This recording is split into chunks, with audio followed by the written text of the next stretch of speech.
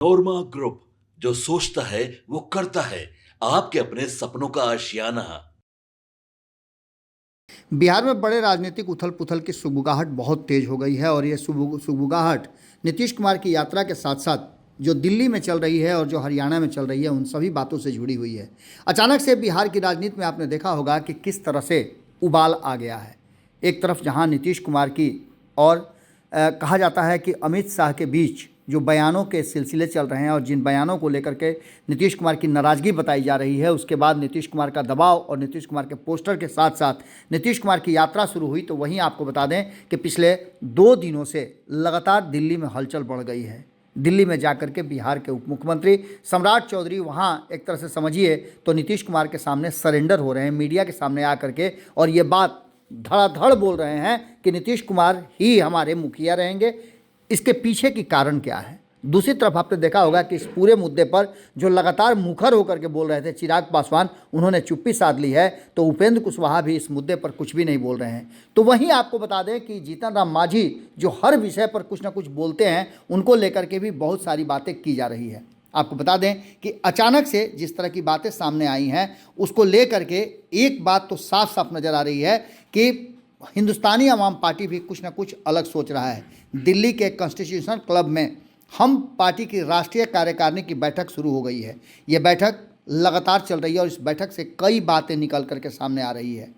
जीतन राम मांझी और संतोष सुमन, जो कि बिहार सरकार में नीतीश के सरकार में मंत्री हैं, उन्होंने भी अपनी बातों को रखा है। वो पार्टी के राष्ट्रीय अध्यक्ष भी हैं। बाबा साहब की मूर्ति स्टैचू ऑफ यूनिटी के तर्ज पर ही उन्होंने कहा है कि यहाँ भी मांझी की तस्वीर बने। आप जानते हैं कि जिस तरह से हम पार्टी की राष्ट्रीय कार्यकारिणी की जो बैठक हो रही है उसमें 9 प्रस्ताव पारित हुए हैं। दीक्षा भूमि नागपुर में बाबा साहब की जो विशाल प्रतिमा है वो लगाने की बात चल रही है। आप समझ सकते हैं कि नागपुर को ही क्यों चुना गया है।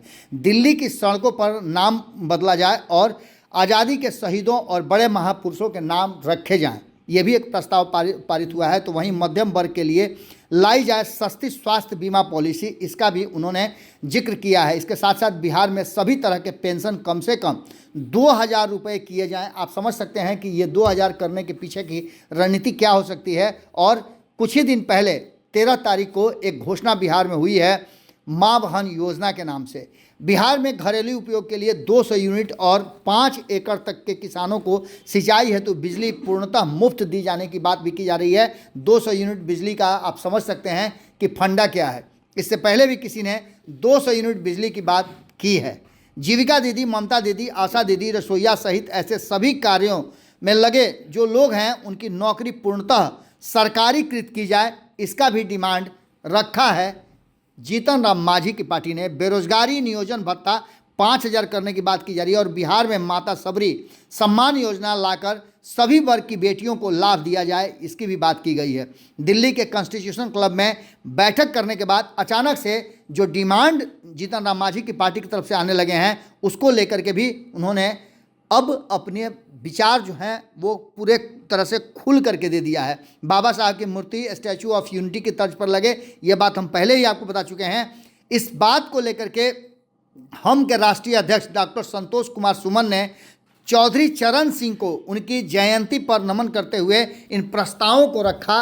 और ये प्रस्ताव आप समझ सकते हैं कि केंद्र और राज्य दोनों सरकारों के लिए कितना बड़ा हर्डल खड़ा करेगी। यानी कि सीधे तौर पे नहीं, लेकिन अघोषित तौर पे जिस तरह से जीतन राम मांझी ने दिल्ली से, जिस तरह से नीतीश कुमार ने पटना से दिल्ली को परेशान कर दिया है, वहीं दिल्ली में बैठ करके दिल्ली के साथ साथ बिहार में भी एक बड़ा हेतु दे दिया है जीतन राम मांझी ने। यानी आने वाला 2025 का चुनाव वादों का और फहरिस्तों का लगातार जो कहा जा रहा है कि वो चुनाव बनता जा रहा है और इसमें वादों की फहरिस्त और लंबी और लंबी और लंबी होती जा रही है। अब देखना दिलचस्प होगा कि केंद्र की सरकार और बिहार की सरकार जीतन राम मांझी के इस प्रस्तावों पर किस तरह से गौर करती है। लेकिन एक बात आपको साफ बता दें कि ये जो स्थिति है इसमें राजनीतिक बातों से अपने आप को किनारा करना कहीं ना कहीं सुलझी हुई जीतन राम मांझी की राजनीति की तरफ इशारा करता है। यानी आने वाले समय में